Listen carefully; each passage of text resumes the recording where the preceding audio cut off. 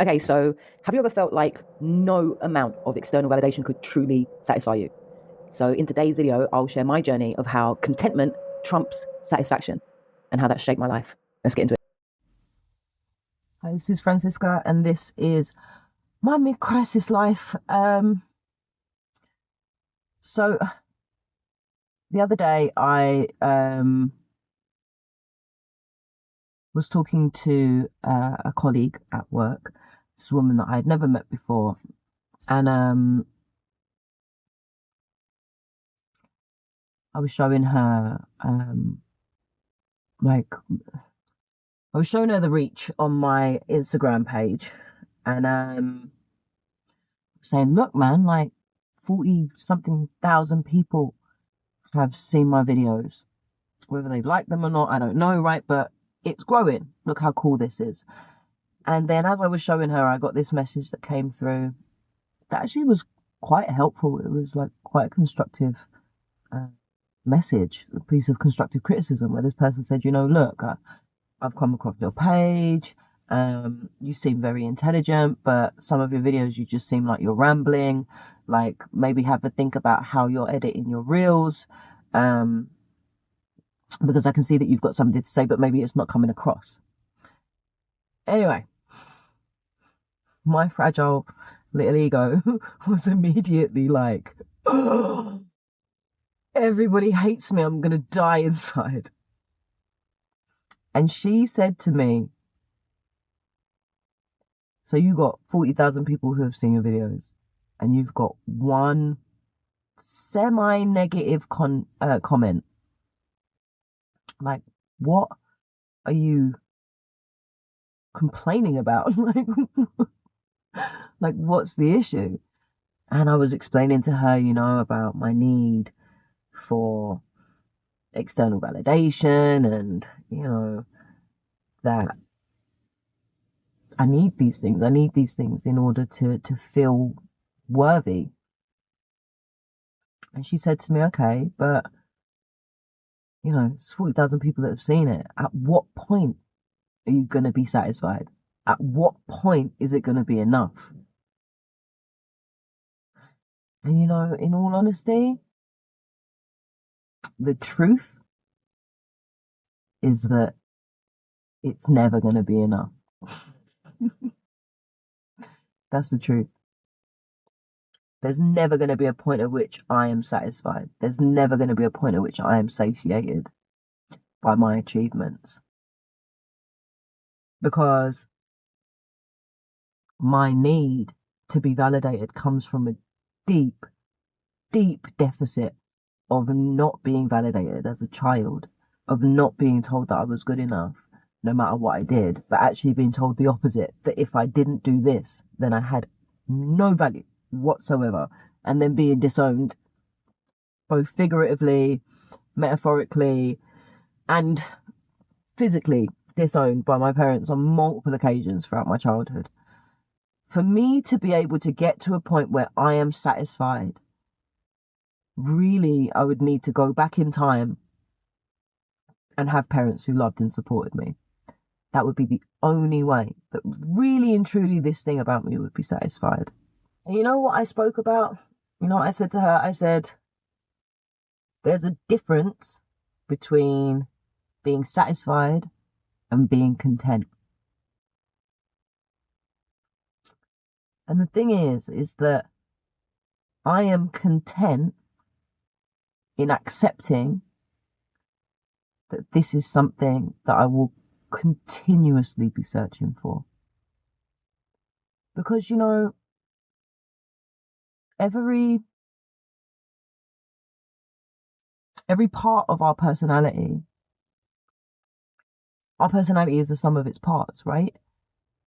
So everything that we've experienced, the good and the bad, has made us into who we are. And a lot of people talk about going back and rewriting wrongs and taking out the trauma and the hurt. And I mean, I know that that is appealing in a lot of ways.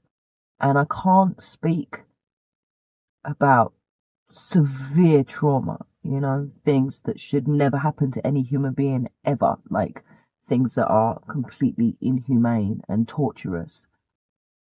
I can't speak for that. But what I would say is that I've got to a point where I really like who I am. I like who I am. And who I am is the sum total of all of my experiences. So it's like, if I took out any of that trauma because I didn't like it, because I wish that it hadn't happened, because it was painful, even if I took out a minute, even if I took out 30 seconds of one day, which sounds ridiculous, but even if I did that, it would change completely the person that I am. And the thing is, I think with all people, when we look at our biggest strengths and our biggest weaknesses, they usually come from the same place. So, for example, I have a need for perfection. And it's not just like, hey, I can be perfect because it's just who I am. Like, no, I have a desperate need for perfection. And that comes from a really dark place, like, of being around people who told me that I was not actually lovable, that I could not be loved if I wasn't perfect. And that's really horrible.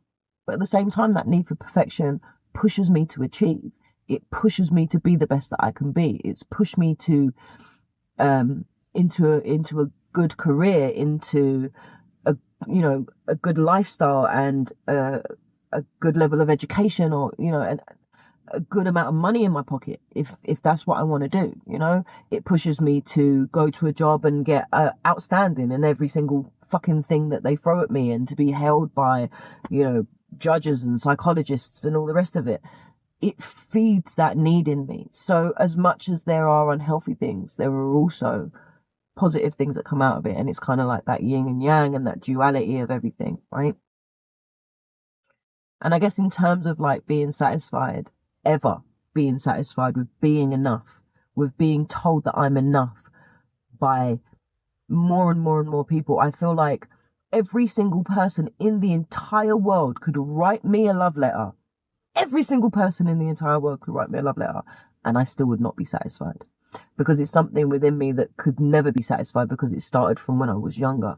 And the only way to fix it is to go back into the past and take all of those things away. But if you did, then I wouldn't be who I am. So I don't want you to, right? I think to be content means accepting that this is who I am, that this is my journey, and that this is something that I will always struggle with. And having a level of contentment whereby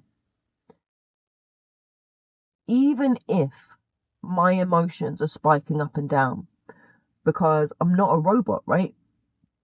Even someone who I believe has, reached Zen status and sits on a mountain, they still have emotions, right?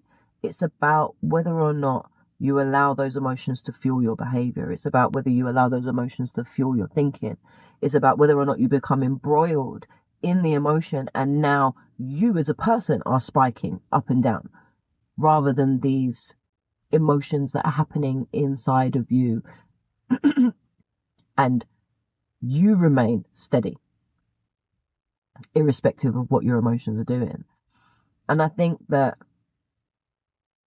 being content in understanding that this, and accepting that this is something that I'll always struggle with, doesn't make it a struggle anymore. And actually what it allows me to do is it allows me to understand myself and to push myself further and further out of my comfort zone.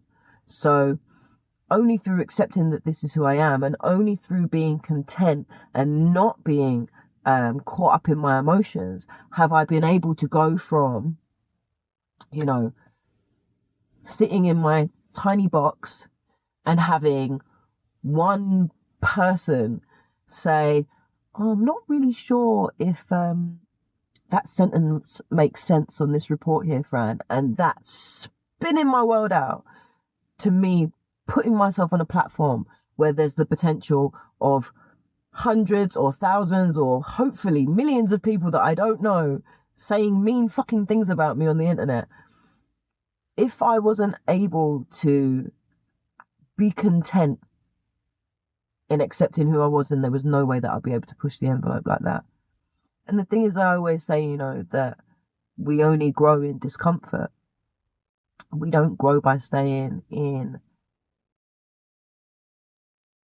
a place that feels comfortable for us. But in order to grow in discomfort, there needs to be a level of contentment.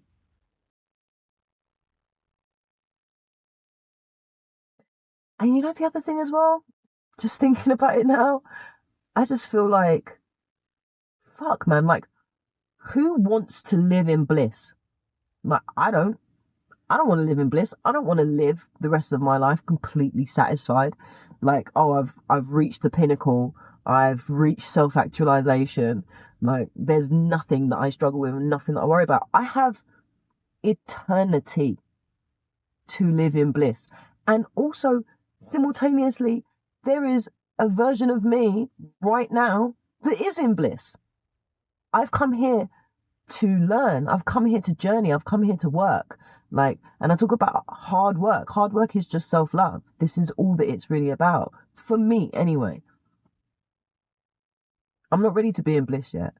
I want to be challenged. I want to overcome adversity. You can't overcome adversity without adversity being there. Yeah, I think that's it. I think I've reached the end of that thought train. I guess the only other thing that I would say is that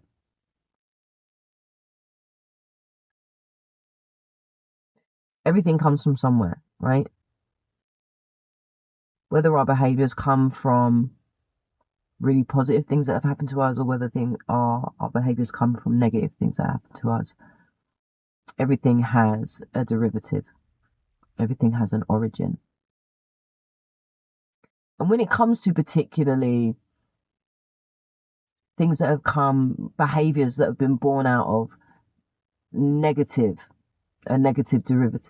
derivation,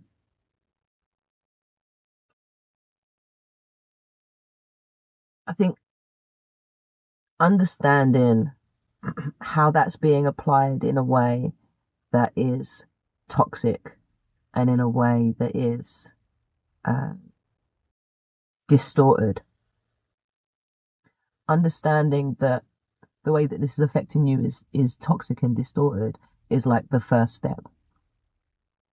Because once you can remove the toxicity and once you can remove the distortion, then you're free to use this thing that may have been a negative thing and to implement it and to apply it in a way that's positive, in a way that's healthier, in a way that isn't emotionally charged anymore. So you get to use the benefits, you know, that thing that causes me to want to achieve without having to have all the toxicity and the distortion of what created it. Yeah, I think that's it. Okay, something I'm grateful for. I'm actually really grateful for the conversation that I had with this person. I've literally never met them before and ended up talking to them for like an hour and a half, 2 hours at work about all sorts of different stuff about my life and whatever else. You know, it's really interesting because I took this job and it's been really, really hard and really, really tiring, really time consuming. I now have like marks under my eyes. I'm like, the fuck is this job doing to me? And so many times I'm like, no, I'm leaving, I'm done, I'm looking for something else, I'm not doing this anymore. And every single time I go to do that, I get the same message from God, like, just wait, there's a reason. And honestly, I mean, I don't know, who knows, right? But I feel like, because I was gonna quit before Christmas, I was like, I'm out, this is insane, this is crazy working here. Not because of any of the practices or anything, but just because of the caseload. It's really intense. And God said to me, wait. wait, you need to wait. You need to wait till after Christmas. Just wait, just wait. And it wasn't about the money and it wasn't about anything else. I really do feel like it was in order for me to meet this person that started after Christmas, that I've met and immediately have clicked with.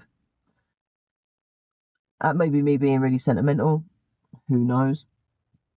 But even if that's not the case, I'm grateful for that 90 minutes to 2 hours that we spent together, and she asked me very insightful questions and really did challenge my thinking and really did challenge me to not justify but to explore and to deconstruct my way of thinking, which doesn't happen often. So I'm really, really grateful. Really grateful to that person. You know who you are. Thank you very much. Yeah, I think that's it. Okay, so if this video resonated with you, then let me know in the comments. What have you learned about finding peace in imperfection? And don't forget to like, subscribe, and hit the bell for more personal reflections from my mid-crisis life.